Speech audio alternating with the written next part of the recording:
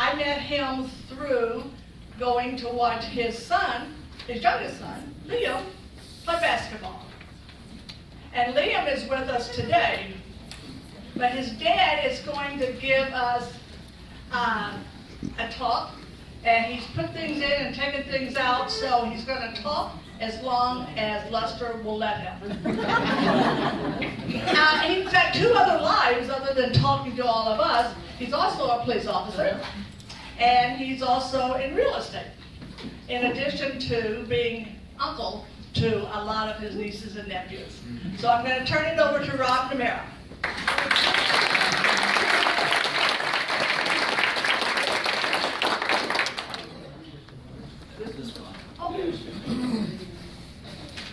Good afternoon. Can you guys hear me back there?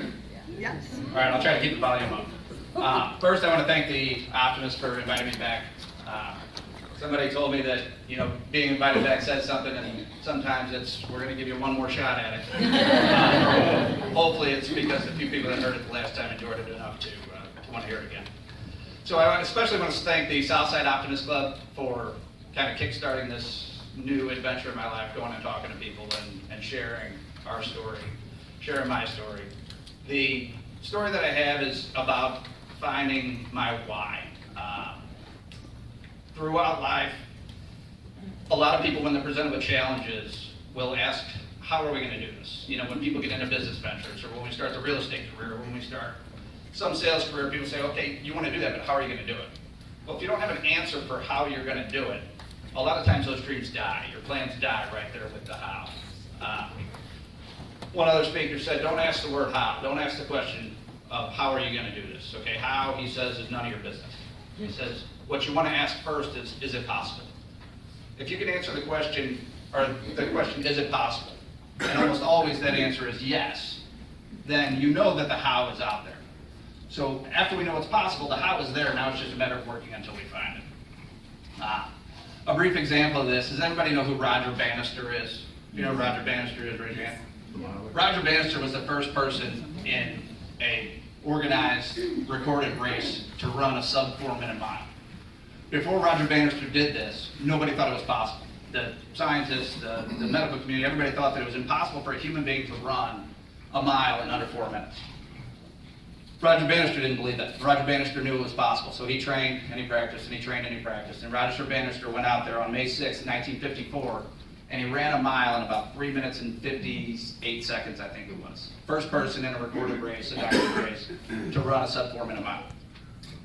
Roger Bannister's record lasted 46 days. Within 46 days, someone had beaten Roger Bannister's record. Within the last 60 years, over 500 Americans, including high school kids, have beat the sub 4-minute mark. Thousands have done it worldwide. So the question is, what changed prior, or what changed after May of 1954 that wasn't there before 1954? And what I tell you is that once Roger Bannister broke that record, everybody else knew it was possible. Now we had something else to beat. Now the record is held, and I think it's 352 is the record. And so now the 350 mark is the record to beat. So when I explain my why is what drives me. My why has driven me down to the Festus Crystal City Optimist Club on a Thursday for lunch. It drove me to Rolla at the last convention to be one of the breakout speakers. It's got me here at Shreveport. So the why is what makes the improbable probable. Okay, it's what turns the impossible, the things that people tell me I can't do, into something that I'm going to set my goals and I'm going to accomplish. Nietzsche said, if you know the why for living, you can endure almost any how. So with that said, if you guys are ready, say I'm ready and we'll begin. Ready. Excellent, thank you very much. So a quick background on me, I was born the 13th of 14 children to my mother Helen over here, and my father couldn't be here today. But I was born the 13th of 14 children. I've got older brothers and sisters who are PhDs, I've got a lawyer, we've got electrical engineers. A couple of my older brothers hold several patents. They've been standouts academically, they've been standouts athletically. That was not me. I was sort of an even-keeled guy, middle of the road. Didn't blow the doors off the schoolhouse, didn't blow the doors off the gymnasium. But I was consistent, got things done, never got in trouble. Right? Wow. To the best of my memory, Not never that I did. knew of. I always listened to my parents. When I was told to shovel the snow, I went out and shoveled the snow. My father would come out, we had a couple of elderly neighbors a few doors down. My father would come out and say, Rob, go down and shovel the neighbors down the street.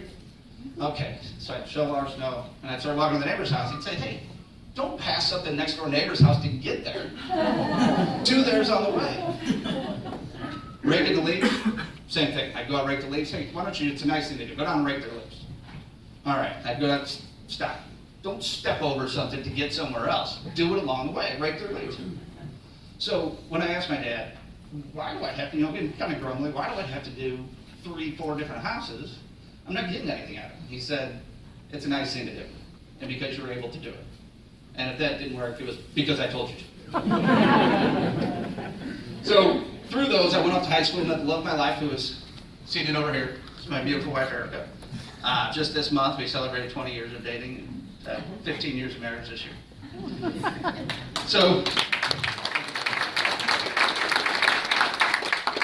So I went off to college. After high school, I went off to college, went to the University of Missouri, Columbia. Spent 4 glorious years there. At the end of college, I went to my parents and I said, I want to be in the police. I want to be a police officer. And my father, who's a judge at the time, said, you can do whatever you want to do. Pick whatever career you want to do. With this condition. Whatever you do, do it well. Do it to the best of your ability. And then do whatever you want. Okay. So the weekend of graduation from college, my parents were down there, and I told them, hey, I want to propose to my girlfriend, Erica. I want to propose. I want to get married. My parents said, okay, if you want to do that, you can do that with one condition. Do it well. Do it with the best of your ability. Put everything into it. Take it seriously. Do it to the best of your ability. And you have our blessing.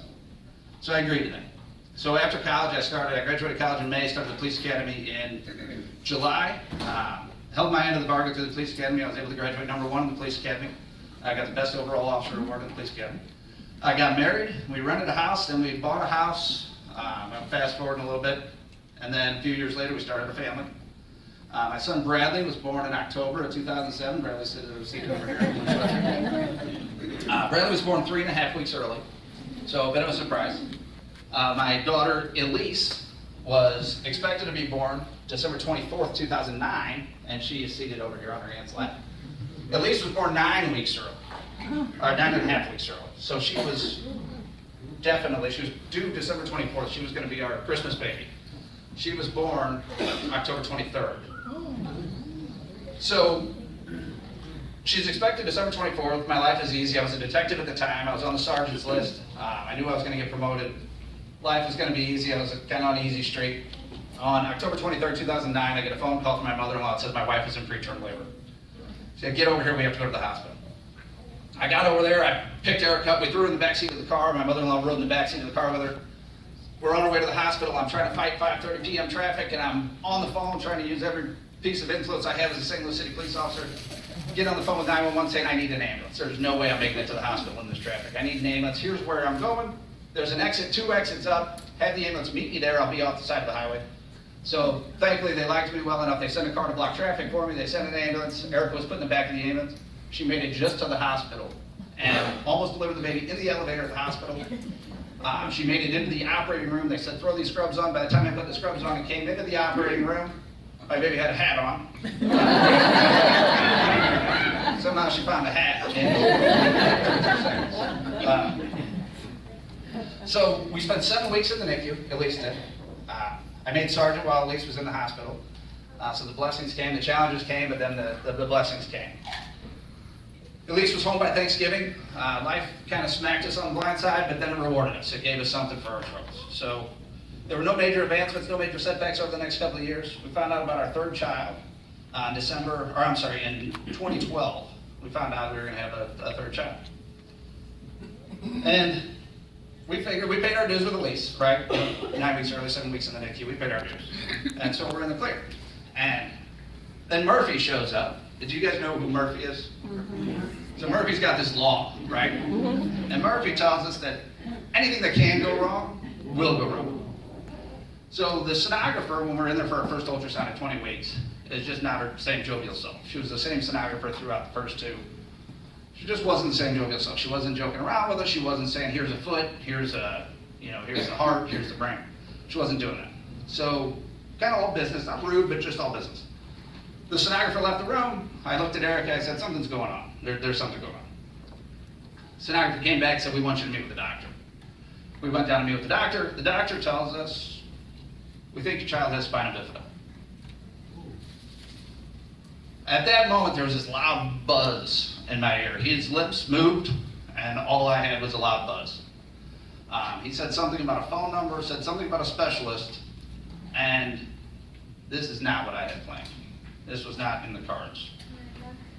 They brought us out to the waiting room to talk to make an appointment for the next day with the specialist, and the nurse said, I need your phone number. I said, okay, it's 314-280, and then I walked out. I couldn't finish it. So my wife, much braver and much stronger than I am, stuck around, gave her phone number. And then the next day we got some tests done, we met with the specialist. We read articles on what spina bifida was. We read articles on what's to come.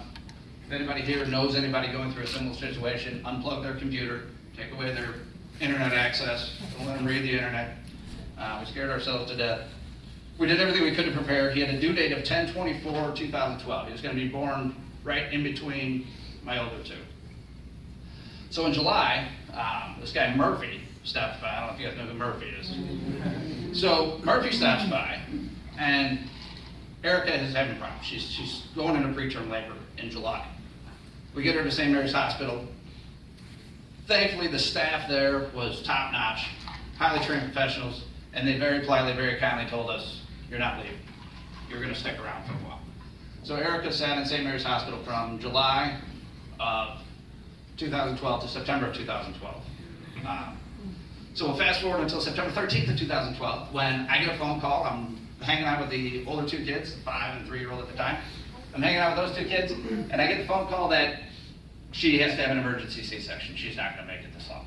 So I very quickly took the older two over to my next door neighbor. I dropped off at the next door neighbor's house. I jumped in my car, did my best Mario Andretti impression from my house to St. Mary's Hospital. Called our priest on the way. I called my mother-in-law. I called a few people on the way. My priest was able to, I guess he drove as fast as I did because he met us there. Liam was born at 10:30 that morning. He was baptized by 10:35, and he was prepped for transport from St. Mary's Hospital to Cardinal Glennon Hospital, while Erica remained at St. Mary's recovering. So in the NICU at St. Mary's Hospital prior to transport, I could bring back a family member or two at a time. So I brought back my sister-in-law, I brought back my mother, I brought back my mother-in-law. And while we were back there, I saw Liam, he kicked his leg. Now Liam was supposed to be paralyzed from the waist down. Liam kicked his leg. I grabbed the nurse, I said, did you see what he did? He just kicked his leg. She said, sir, there's a difference between him moving his leg and nerves fire. Don't get your hopes up. Nerves fire all the time, especially with an exposed spine. It was his nerves. I said, you're wrong. I said, I saw my son move his leg once. He's going to do it again. And I'm not going to stop until he does. So, at that moment, a lot of the feeling sorry for myself, a lot of the sorrow sort of left, right? And now I'm getting motivated. Now I'm saying, I have a goal. This is something that we can tackle. I don't care how long it takes. I'm going to be his dad forever. So, if it takes a while, it takes a while. I'm okay with that. So he was transported to Cardinal Glennon. The spinal surgery went well. Again, a phenomenal team of professionals at Cardinal Glennon Hospital. We spent 4 weeks in the NICU at Cardinal Glennon. Liam was able to come home. He had some pretty cool hardware and some neat things. We learned a lot about medical procedures while we were there. But everyone was together. We were under one roof, and we were at home. October went swimmingly. November went great. December started off great. And then Liam got a cough. And then that cough got a little worse. So we went to the hospital, and the doctor said, you got to go to the emergency room. So we went to the emergency room at Cardinal Glennon. They did a test, and they said he has RSV, which is a severe bronchial infection. So they said he's going to have to stick around. So we stuck around in the hospital. Well, things started going south, and Liam was having trouble breathing, and then he couldn't breathe, so they had to intubate him. They put him in the PICU at this point. They had to intubate him, so now he's on machines that are breathing for him, and things are really going south. So we spent Christmas, I came and went, we celebrated that at the hospital in gowns and masks, and we got some pretty cool pictures of it. Just for fun, around New Year's Eve, I developed a severe case of the shingles. If anyone's ever had shingles? I didn't have enough going on in my life, so I thought, I'll give shingles a try. So, while I got the shingles, I can't go visit Liam, right? Because he's never had the chickenpox, so I can't go visit Liam. So now I'm stuck at home, suffering from the shingles. Erica's still recovering from her surgery, and life is just smacking me around. It's knocking me down every which way. So the hits were coming, there's nothing I can do. And I'm looking at the world saying, why me?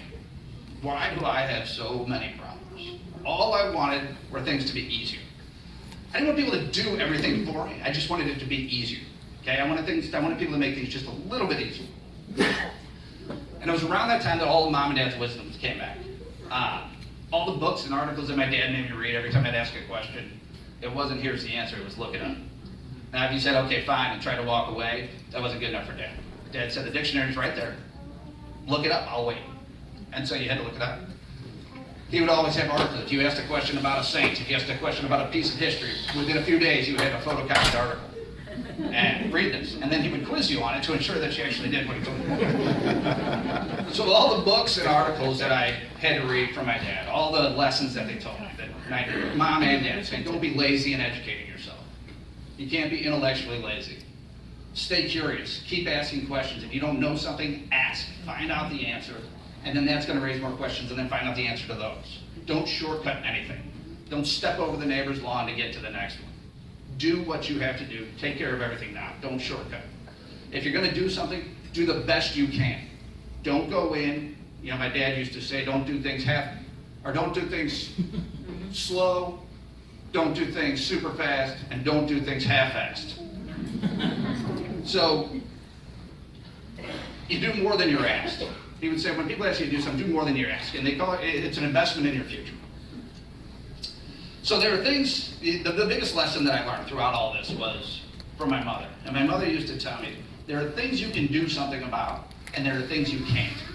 And if you spend time worrying about the things you can't do anything about, then you're neglecting the time you can spend on fixing the things you can do something about. So don't worry so much about the things you can't control. Focus on what you can control and develop a plan of action.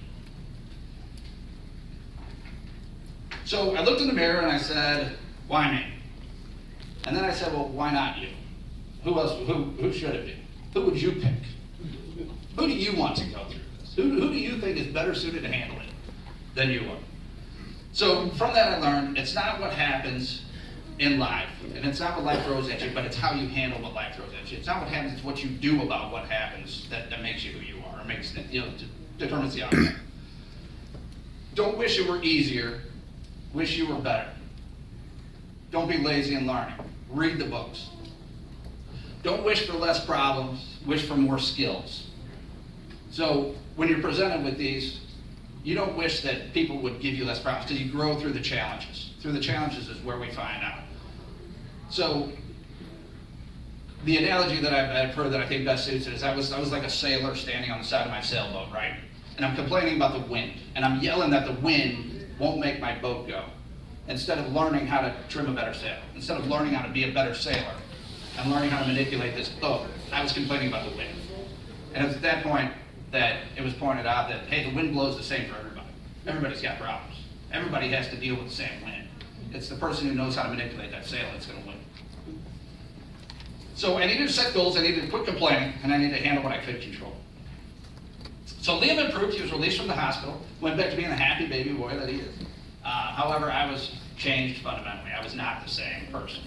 I couldn't eliminate the spina bifida from Liam, but I could eliminate or diminish its impacts. I read more, I learned exercises that we could teach him, I learned the physical therapy, I learned the different things about his needs and how I could help him progress. I could ensure that Bradley and Elise knew how important they were, how big of a role that they play, how they're not sort of the forgotten siblings in a special needs family. That I need to, and I can show them their talents and then all of the things that they contribute, and explain to them that we succeed or fail based upon all of us coming together as a family unit. So I could create the tools that didn't exist. When Liam was 9 months old, they didn't have wheelchairs. He was ready to crawl, but he couldn't. So I took a bumbo seat, a couple of wheels off a jogging stroller, some angle irons, and a piece of plywood, some caster wheels, and I built him a wheelchair. This was 4 years ago. So I built a wheelchair out of all that good stuff. Halloween costumes, we built Halloween costumes. I got pictures of them. If anyone wants to see them afterwards, I'll bore you with pictures of my kids. But we built a Batmobile around his wheelchair so that he could push his wheelchair and ride the Batmobile through the neighborhood. We built the neighborhood trolley from Daniel Tiger, from Mr. Ryder's neighborhood, from the Land of Make Believe. We built a trolley around his wheelchair so when he pushed it, the trolley would come down the street. So those are the things that I could do. So everything that I was going to do with the kids, I had to do it with a purpose. I had to have an end goal. We needed to become better than what we were today. So in March 2015, my mother-in-law called me. Sorry, I just don't want to waste or manipulate too much of your time. So in March 2015, my mother-in-law called me. She had heard about a wheelchair basketball team on the news, a youth wheelchair basketball team. It's called the St. Louis Rolling Rams. And Liam was 2.5 at the time. So the Rolling Rams were going to play a basketball game against the faculty and the teachers out at North Kirkwood Middle School. So I gathered my aunts and uncles, and I gathered my brothers and sisters, and my friends and family, and I gathered everybody, and we took Liam out there in his cool bumbo wheelchair, and we went out to the school and we watched this game. And while everybody's watching the game, thankfully I brought the chair because some of the coaches and the people from the team saw that and immediately wanted to talk to Liam. They wanted to talk to me. They wanted to talk to, about how we can get Liam to be a part of the team. Liam wheeled on the sidelines. He immediately went to the basketball. He's playing basketball. He's playing with the ball, going back and forth.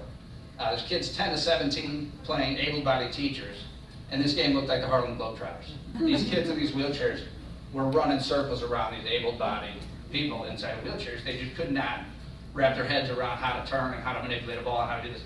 Meanwhile, these 10, 12, 15-year-old kids are just whipping around the court and making it look silly. So while everybody's watching the kids, I was watching the parents on the sideline. I was watching the parents of the Rolling Rams. And the looks on their face, I realized that the pride and the sense of accomplishment that they had. It was like any other parent. And it was at that moment I started realizing my son can do whatever he wants to do. He's going to do it a little differently, but he's going to do what he wants to do. We can do things that other kids can do. We can play basketball. We can play sports. We can go to school. We can do everything we want. Again, it just may need to be done differently. So it was kind of the difference between the philosophical hope and the hope that was manifested right in front of you. You got to see it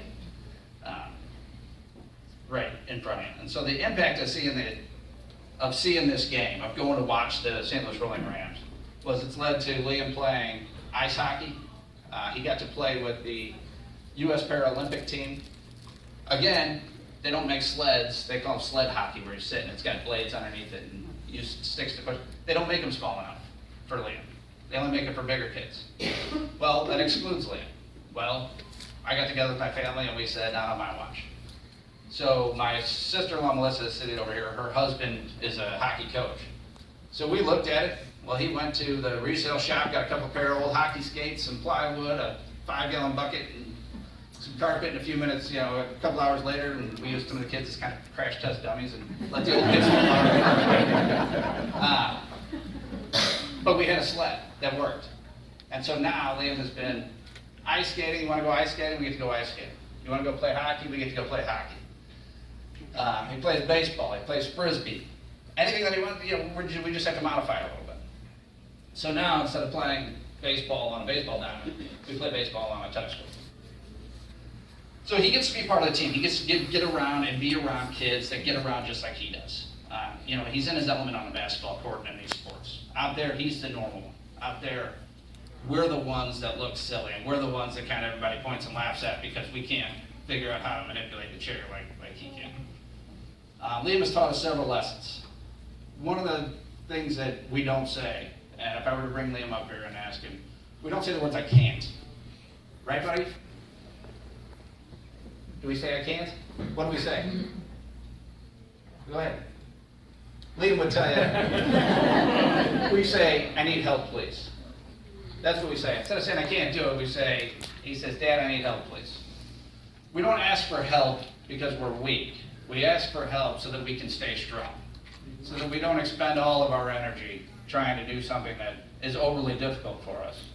So we ask for help. There's no shame in this. And those are the things that, that is one of the major lessons that Liam taught us. And once we learn this, we learn that life got less stressful. Now I ask for help all the time. You know, if I can't get the help and it's hard, I'll do it hard. But the Bible sets out a phenomenal way for us to get what we want. And there's a phrase in the Bible that says, you know, in order to get what you want, in order to receive something, you have to ask. And that's it, summed up. The whole thing is summed up in one word: ask. The flip side of that is if you don't ask for anything, you're not going to receive it. You don't get it. The things in life, the great things out there, are reserved for those who ask for them. You know, however, another great phrase that we learn and we work on is that God finishes the miracle, or hard work finishes the miracle. Okay, God will take care of the miracle for you. He'll give you what you ask for, but you got to work for it. Okay, He'll take care of the hard part of turning a cucumber seed into cucumber. He'll take care of the sun. He'll take care of the photosynthesis. He takes care of all that, but you have to water. You have to plant. You have to fight the weeds. You know, the weeds are gonna come in and they're gonna try and kill what you've done. You have to be willing to kill back. You have to be willing to kill those weeds, to kill the bugs that would eat your plants.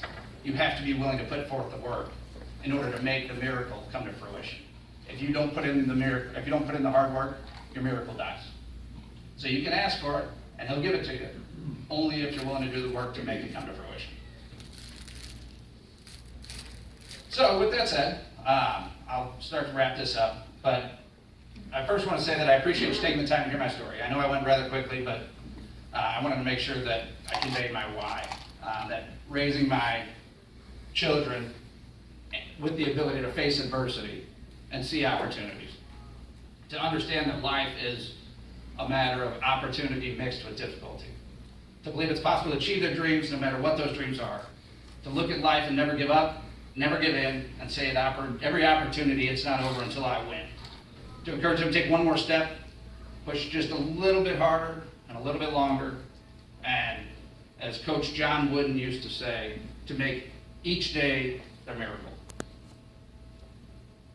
All of that is my why, and everyone around me, everybody that has ever helped us, everyone that has ever loved us is our how. Thank you very much for your time.